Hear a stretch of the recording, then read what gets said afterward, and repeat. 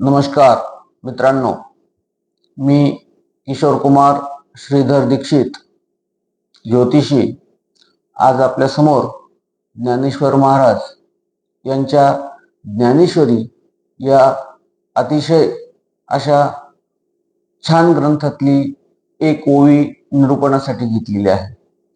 ज्ञानेश्वर महाराज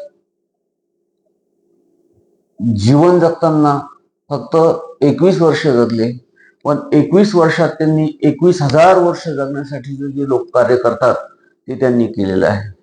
ज्ञानेश्वरांना साक्षात माऊली असं म्हटलेलं आहे। माऊली म्हणजे आई।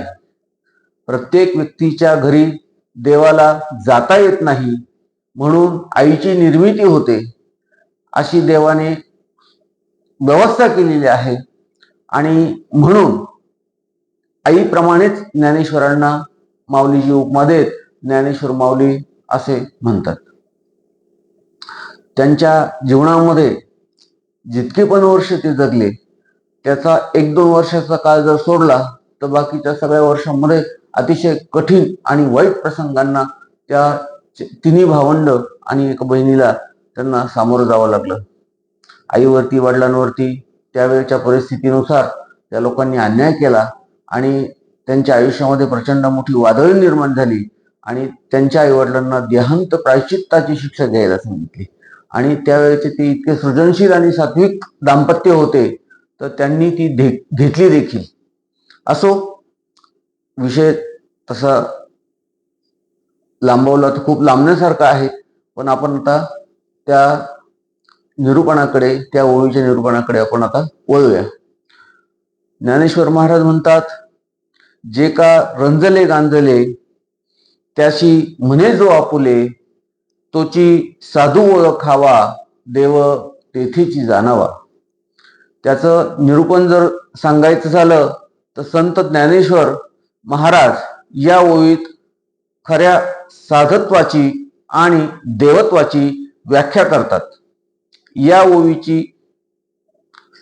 ओवीचा साधा अर्थ असा आहे की जो व्यक्ती दुःखित त्रासलेला अन्याय झालेल्या लोकांना आपले मानतो, त्यांना आधार देतो, त्यांचे दुःख समजावून घेतो, तोच खरा साधू होय आणि खरा साधू जिथे असतो तिथेच देवाचा वास असतो असे ज्ञानेश्वरांचं मत आहे। तथापि ही ओवी माणुसकीच्या महत्वावर प्रकाश टाकून साधू हा केवळ बाह्य रूपाने साधू नसतो तर त्याच्या अंतःकरणात दया, प्रेम आणि सहानुभूती असायला हवी ही शिकवण आपल्याला एकात्मता, समर्पण आणि सेवाभाव शिकवते।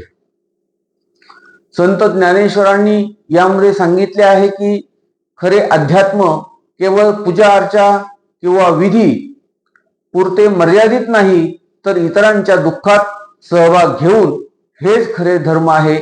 यामध्ये त्यांचा लोकहितवादीपणा दिसून येतो। मित्रांनो, छोटीशी ओवी होती, त्याचं छोटंसं निरूपण मी तुम्हाला करून दाखवलं। जर तुम्हाला आवडलं असेल तर लाईक करा, शेअर करा, सबस्क्राईब करा। धन्यवाद मित्रांनो।